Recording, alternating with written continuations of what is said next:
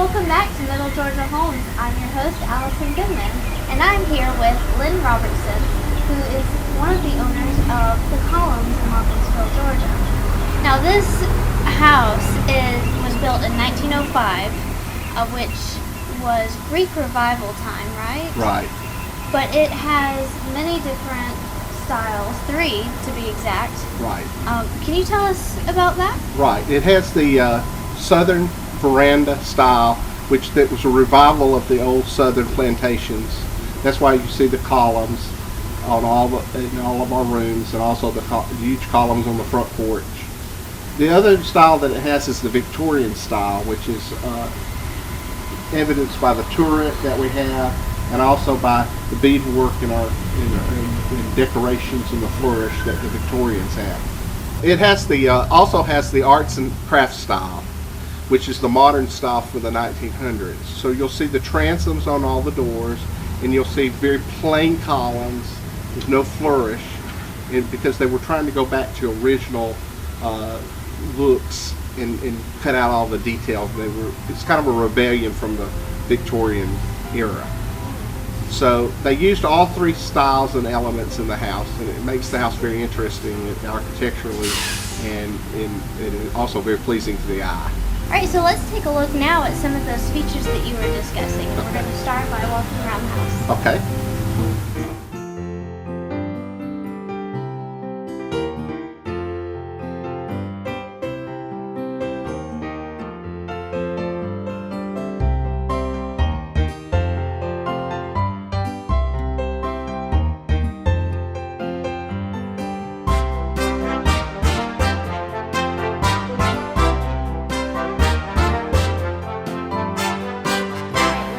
Let's talk about the antebellum style, also called the Southern Revival style. That's right, Southern Revival. And what that entails is the large columns on the house, also the balustrade that you see on the top of the house.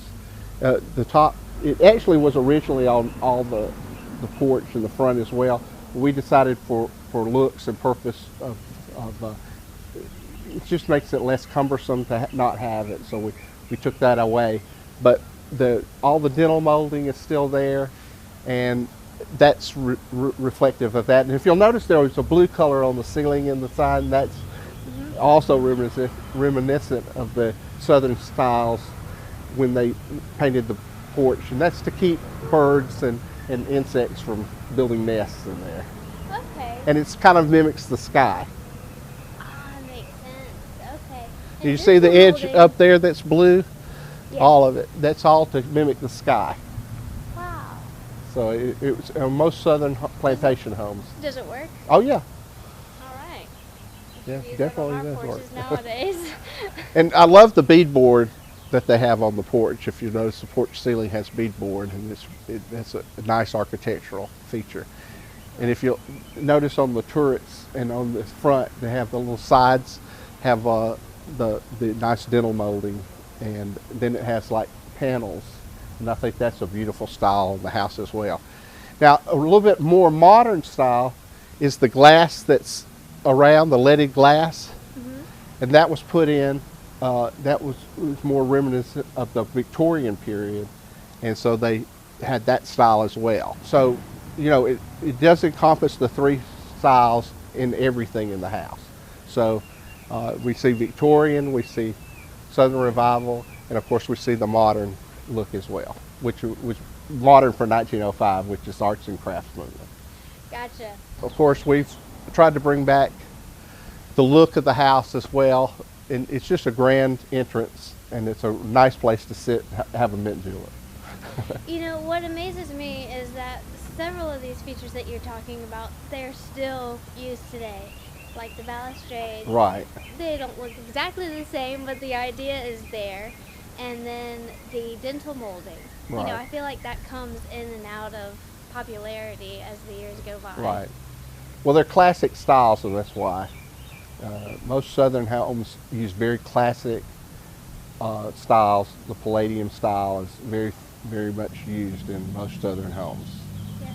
And then the tops of the columns are Corinthian style, which is very much a Greek influence. Yes, actually, these fluted are Corinthian, but you notice the smooth ones, those are Ionic columns. So when it's smooth, it's Ionic, and the other's Corinthian. So it's two different Greek styles. The Ionic was earlier, and the Corinthian came later. Nice. Mixing all kinds of styles here. All right, well, let's move over to the side yard, and where you're going to talk about the gutter system. Right. Okay. Allison, another feature that we have in the house is that the house originally had round gutters. They would come down from the top and empty down here. It would kind of bend out. A lot of times they would have embellishments like fish or something, swans or something of that nature. Originally the house had something like that, but of course over the years those went and new gutter system was put in. But if y'all also notice, we have this large banding around the house, and that originally was a drip board. Unfortunately it was cut off, so we had to seal it off with this one board, but what that allowed is the water would drip down the sides to that board and collect, so it wouldn't cause rot on the bottom of the house. Another feature on the house is that it has a coal chute right here, and that in each of the fireplaces they burned coal rather than wood. That was for the modern period, which was the arts and crafts period of the house. They decided to put in coal rather than wood burning. So they were technologically advanced in those days. Now this little area is very interesting to me. It harkens back to the antebellum style again. This is a carriage drop-off, and underneath us is 100-year-old brick. Right. Correct? Right. This wasn't actually originally here. All of this was flat, and the carriages would drive through here, and the stairs would be over there, and they would walk up. When we bought the house, we decided that we really couldn't use a carriage drop-off, so we actually expanded the porch out and brought the stairs out here. But all of the brick is 100 years old and is original to the house. It just makes a wonderful way to walk into the columns from our parking area. This is not original to the house, but was built in the early 1920s, and it was used for the automobile that they first had, and they would park in this little carport garage, and we've taken it and turned it into a place for us to have little garden parties. But before that, before we did that, it was closed in, and we also took wainscoting and made the wainscoting, and these are the old doors from a house that was 100 years old that used to sit in where our parking is right now. And so we took the original doors and cut them and used them to make the wainscoting. Even the top ceiling shows the doors as well. And of course, we tried to stay true to the form by using our slate tiles to make it all fit to the original. And of course, the back porch is the area that's on the top area, is our original back porch area. And today we just do garden parties in it, and it makes a nice place to have an event. Transitioning from what used to be the garage and is now the garden room, we are now standing on what used to be the back porch. And behind you is what used to be the outside of the house with the original siding. Right, right. And when we redid the house also, we took we put reproductions of Tiffany lamps.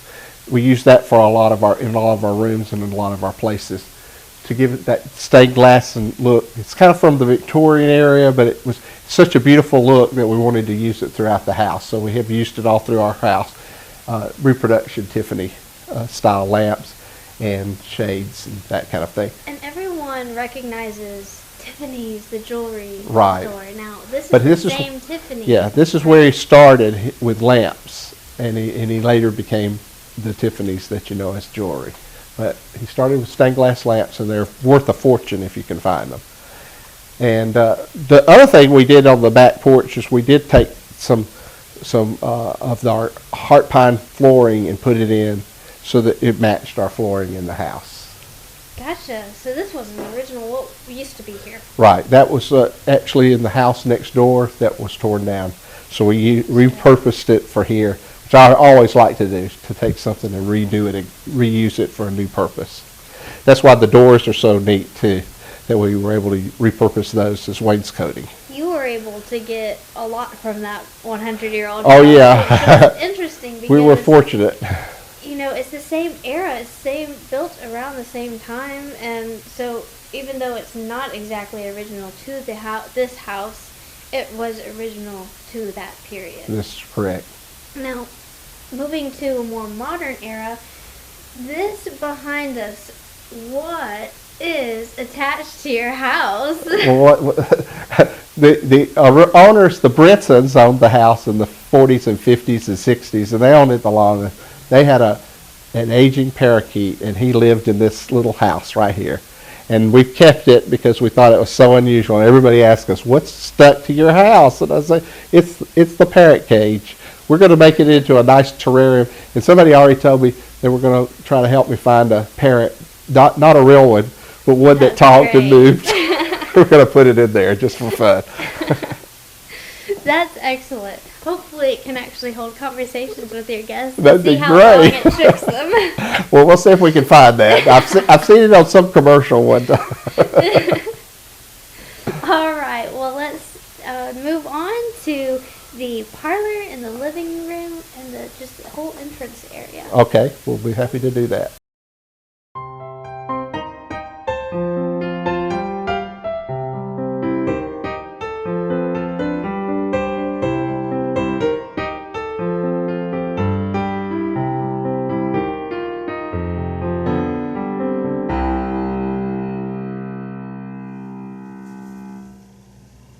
When we welcome people to the columns, we have a place for them to put their hats, their coats, and their umbrella. This is a hall tree. It was very prevalent during the early days, in the Victorian days, and in the days when this house was built in 1905. We also have, notice it has a mirror so you can kind of do your prep work before you enter. And a lot of people would have their own card that they would drop off. It was etiquette of the day. And then they would also walk through the pocket doors. Gave you a little privacy when you were talking.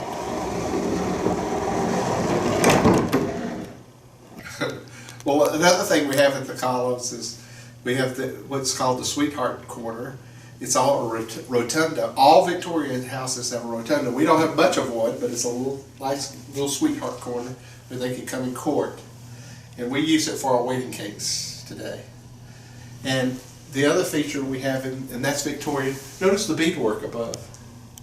And then we also have this, we have nice southern styles with the fluted fireplace and the pocket doors, as you've already seen. And one of the other interesting things is the way they hung pictures in those days. They didn't just nail a nail into the wall. These were plaster walls that it would take a lot to repair. So they had a picture hook. They used beautiful ways to hang them. We have this in our parlor where we're a little bit more elaborate, where you can look at the chain on the other ones that are a little bit plainer way to hang them. 1900s was a time of new innovation, and if you'll notice, they came out with arts and crafts style. Notice how the fireplace is so much plainer here. One of the nice things to have in the arts and crafts houses was a mirror in the back of your fireplace. And notice the candles. That gives it a nice ambiance when you're eating your meal. And all of the fireplaces in this house are coal burning. Notice there's a fireplace in every room. And notice the tile work around it. This was made in Chicago and shipped down specifically for use in houses in the early 1900s here. And of course the beadboard around the room is also reminiscent of the arts and crafts movement. And of course technology was coming in at that time. A great way to have music was the Victrola.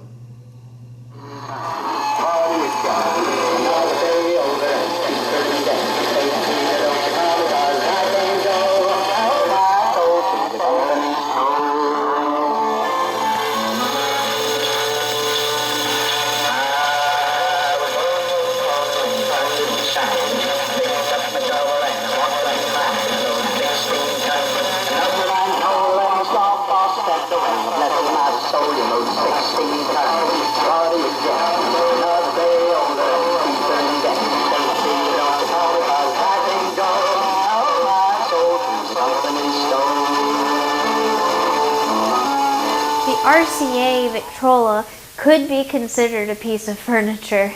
And speaking of furniture, I'm going to show you a few other pieces in this house. All of them are antiques, and though they aren't original to this house, they are true to the era.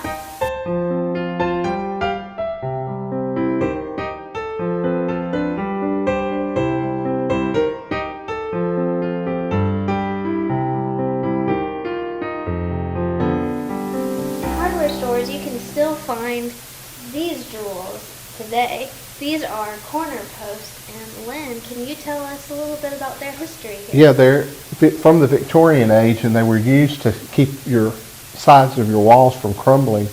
When people moved things, they wouldn't be banging against them, so it kind of saves your walls. And these are a lot more substantial than what you'll find today, though. Yeah, and see, today with people moving so often, you'd think that they'd be more high quality. Right. But that makes sense that they are still in use today because... But you know, in a lot of these houses, what they would do is they would be moving furniture around for whatever event they were having. Well, I do that now, but only because we have weddings and showers and things. Facility. Right. Another interesting thing is the corbels that are from the Victorian age, just very highly decorative, and that's what the Victorians love to do, is decorate.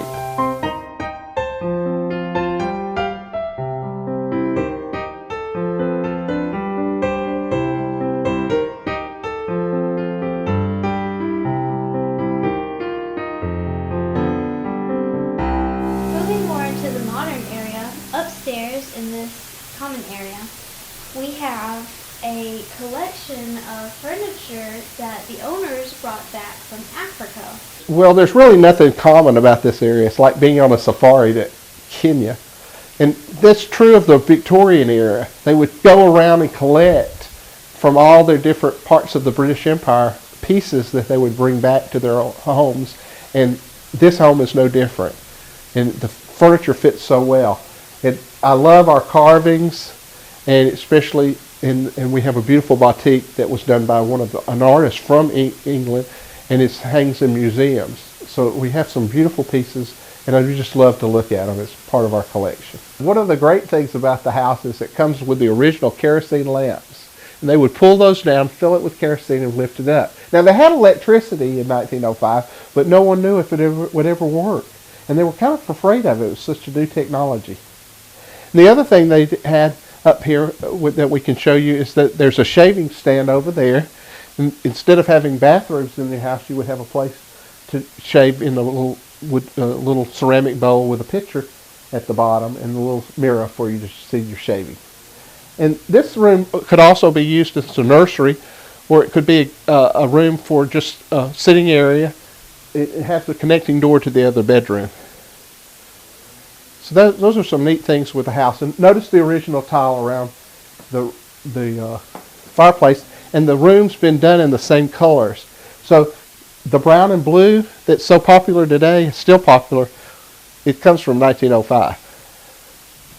One of the interesting things in the bride's room is that we took the old closet and made it into a dressing mirror for the bride. But that's how big the closet was. They didn't have a lot of clothes in those days. If they did, they would buy a chiffon. And then the other thing that we have that's interesting is that the pinwheel quilt on the old style bed, Victorian chairs. Again, I want to emphasize that the tile work is all original, and these were coal burning fireplaces. And that's how we got the color for every room in our home. The pink has been pulled out for this room, and of course there's some green as well, and the blue.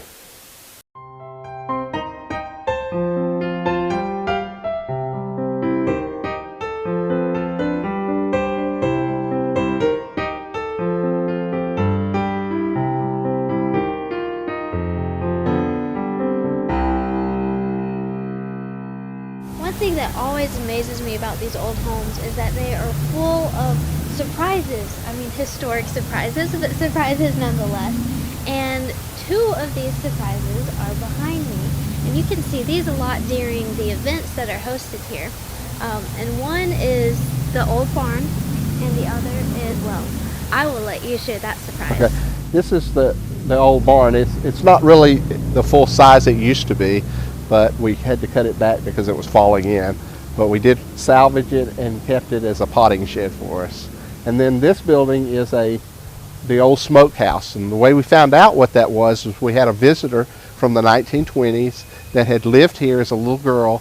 Her name is Mrs. Way, and she is part of the Way family from Hawkinsville. Her father was Frank Way, and so Bub and Sam Way are her cousins, and she came to visit them, and she came and walked through the house and told us that this wasn't the commercial kitchen, that wasn't the kitchen that we thought it was, but it was actually the smokehouse for the house. And so we now have it as a commercial kitchen and 2 bathrooms for our events. And of course we did it in the Southern Revival style when we redid the house so that we could use the front porch, and we use this lovely lawn for our weddings. In this episode, we have enjoyed exploring the Columns, a 1905 historical home in Hawkinsville, Georgia. Lynn, thank you for taking us on this wonderful tour and for teaching us about the 3 architectural styles that this home exhibits. Well, we appreciate having you, Allison, and we just want to welcome all your viewers to come to the Columns, and we're open for you to have the Columns anytime you want, as for any event you want. It's your way to own your own 1905 house without having to pay for it. Come enjoy this historical home and everything that it has to offer. Thanks for watching. Thank you again. Well, we've had some interesting incidents in the house. It began the day we bought the house. I came and was sitting here with the former owner, Joanne Poe, and we were looking at the house and we walked all through it. It was perfect for what we wanted to use it for. But there was one thing that kept bothering me, so I finally told Joanne, I said, Joanne, there's one problem we have. She said, well, what's that? And I said, Joanne, I just don't know if I could live in the Poe house. And we bought it, and guess what? We're living in the Poe house, because once you buy one of these old houses, it takes everything you got to remodel it. And another story that we have is when we first bought it, the first day we had it, we began to clean in the kitchen, and the house had been closed up for 2 years and it needed a lot of work. So I began to work really hard and I got really tired, and finally laid down on the settee in the parlor and fell asleep. Well, my dogs were out in the sunroom, and all of a sudden they began to just bark like crazy, and it woke me up. And when I woke up, I looked at our pocket doors and they were open, and there was a figure that came flying past them. And I wasn't really scared, but I was curious. So I went and checked the front door, and it was deadbolted locked. Went and checked the back door, and it was deadbolted locked. And there was no reason that I would see that figure. But later that year, we found out what the figure was, and that was, we had a Christmas garden tour, and we had all the people from Hawkinsville come through the house. And in each of the rooms, we had a Christmas tree. And every event we had, one of the trees would go out just for that event. And the next day, it would come back on again. And we kept wondering, why was this happening to us? What was going on? And finally, I found this little ornament of a nurse. And the former owner, Mrs. Brinson, had lived here, and she was the hospital administrator, and she was the one that seemed to be visiting us and letting us know that she was around. And as soon as we put that ornament of her as a nurse on the tree, that ended it. And we've never had an incident since then. Although we talk to Mrs. Brinson anytime we hear a little noise or hear a little creak or don't understand what's going on, we talk to Mrs. Brinson and she makes it all right.